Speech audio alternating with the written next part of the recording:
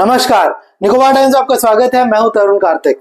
इससे पहले कि हम न्यूज स्टोरी में आगे बढ़े, आप सबसे रिक्वेस्ट है कि हमारे चैनल को सब्सक्राइब कर लीजिए ताकि अंडमान निकोबार आइलैंड से रिलेटेड सभी न्यूज स्टोरीज आप तक पहुंच सके। आज पीटीआई के हवाले से ये खबर आ रही है कि Andaman Nicobar state cooperative bank loan irregularities case में कई शेल कंपनीज जो है इन्वॉल्व हो सकते हैं। पीटीआई ने अंडमान निकोबार पुलिस के सोर्सेज के हवाले से ये खबर आज पब्लिश किया है कि पुलिस ने जब इन्वेस्टिगेशन स्टार्ट किया तो कई सारे शेल कंपनीज को उन्होंने अनर्थ किया इस Andaman Nicobar state cooperative bank के लोन इरेगुलरिटीज केस में। ये शेल कंपनीज को जो है ये बताया जा रहा है पीटीआई की रिपोर्ट में कि करोड़ों रुपए के जो है लोन दिए गए, जो लोन इस डेट में जो है नॉन परफॉर्मिंग एसेट्स है, यानी कि वो लोन जो है एनपीए में टर्न हो गए हैं और ये सारे लोन जो है वो शेल कंपनीज को दिए गए थे। लोन का अमाउंट बताया जा रहा है करोड़ों रुपए है। अब मैं आपको बताना चाहूंगा शेल कंपनीज क्या है। कई बार आपने शेल कंपनीज सुना होगा, कई जो मेजर इन्वेस्टिगेशन होते हैं ऑल ओवर द वर्ल्ड, जैसे कि पनामा पेपर्स हो गया, इन सब में आपने शेल कंपनीज का नाम सुना होगा। शेल कंपनीज ऐसे कंपनीज है जो पेपर पे एग्जिस्ट करते हैं लेकिन ऑन ग्राउंड उनका कोई सब्सटैंशियल बिजनेस ऑपरेशन नहीं होता। ये कंपनीज को क्रिएट किया जाता है कई लीगल और इलीगल पर्पसेस के लिए। इनमें से एक पर्पस जो है, जो कंपनीज के डायरेक्टर हैं, जो यानी कि जो कंपनीज के मालिक हैं, उनको जो है लोन के लायबिलिटी से शील्ड करना भी है। अब लोन के लायबिलिटीज के से कंपनी के डायरेक्टर्स शेल कंपनीज बना के किस तरह से शील्ड होते हैं ये हम आपको बताना चाहते हैं। जब भी आप एक कंपनी फॉर्म करते हैं तब कंपनी को लॉ के नजर में एक सेपरेट जो है आर्टिफिशियल एंटाइटी माना जाता है, एक सेपरेट लीगल एंटाइटी माना जाता है।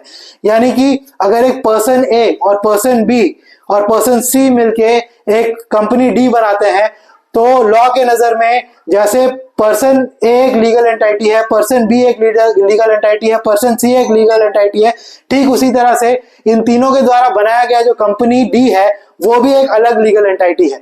यानी कि कंपनी के ऊपर आप केस भी कर सकते हैं, कंपनी के ऊपर लोन का लायबिलिटी भी हो सकता है, कंपनी जो है लोन ले भी सकती है, कंपनी जो है लोन दे भी सकती है एज अ सेपरेट पर्सन।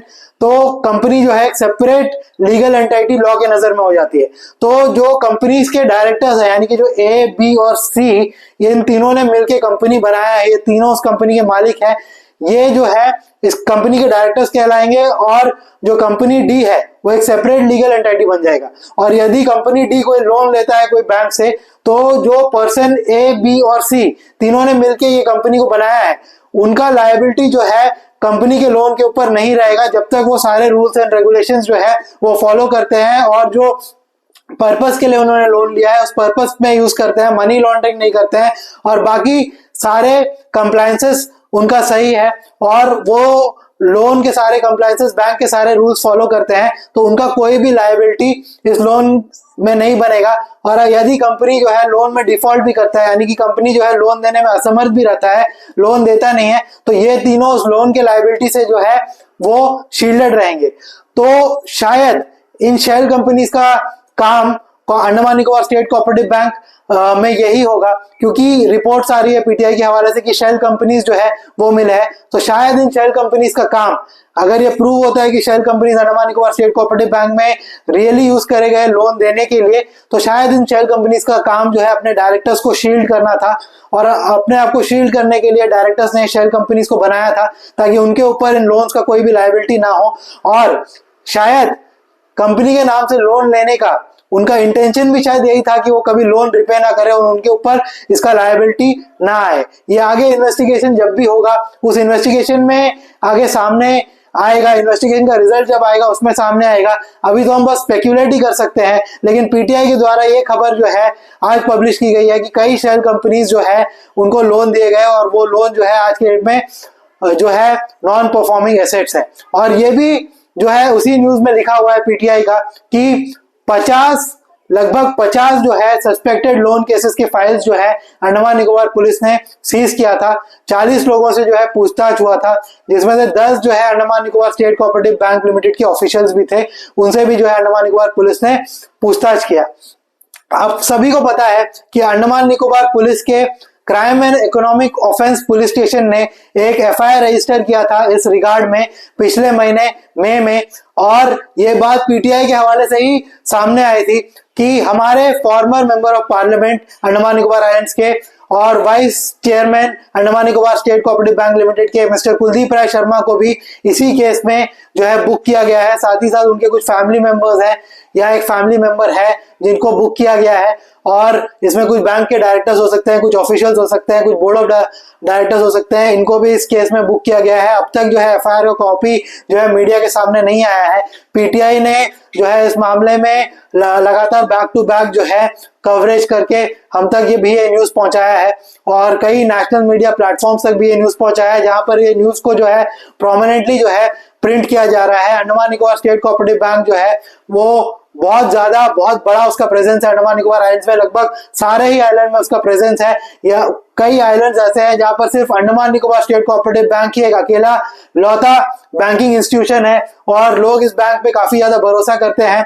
हाल ही में Andaman Nicobar state cooperative bank के एमडी का एक मैसेज भी जो है वीडियो मैसेज भी सामने आया था। साथ ही साथ उन्होंने एक प्रेस रिलीज भी इशू किया था कि बैंक जो है काफी हेल्दी फाइनेंशियल पोजीशन में है और कस्टमर्स को डरने की जरूरत नहीं है, और वो जो अपना डिपॉजिट जो पैनिक में निकाल रहे हैं वो उनको निकालने की जरूरत नहीं है। उन्होंने सामने आके क्लैरिफाई किया था। Andaman Nicobar state cooperative bank के डिगलीपुर ब्रांच में काफी ज्यादा कस्टमर्स जो है वो पिछले हफ्ते पहुंच गए थे और उन्होंने अपना डिपॉजिट जो है निकालने की मांग की, जिसके बाद Andaman Nicobar state cooperative bank के एमडी को ये मैसेज देना पड़ा। और Andaman Nicobar state cooperative bank के डिगलीपुर ब्रांच में इतने कस्टमर्स पहुंचने का रीजन था मनोज पाल, जो कि अंडमान निकोबार डेमोक्रेटिक कांग्रेस पार्टी से जो है एमपी इलेक्शन 2024 में अंडमान निकोबार पार्लियामेंट्री कॉन्स्टिट्यूंसी का कैंडिडेट था। उसने जो है एक वीडियो बनाकर जो है सभी Andaman Nicobar state cooperative bank के कस्टमर्स को ये कहा था कि वो अपने अपने डिपॉजिट जो है बैंक से निकाल दे और बैंक बंद होने वाला है, जिसके बाद कस्टमर्स में पैनिक फैला और कस्टमर्स जो है अपने डिपॉजिट निकालने के लिए चले गए।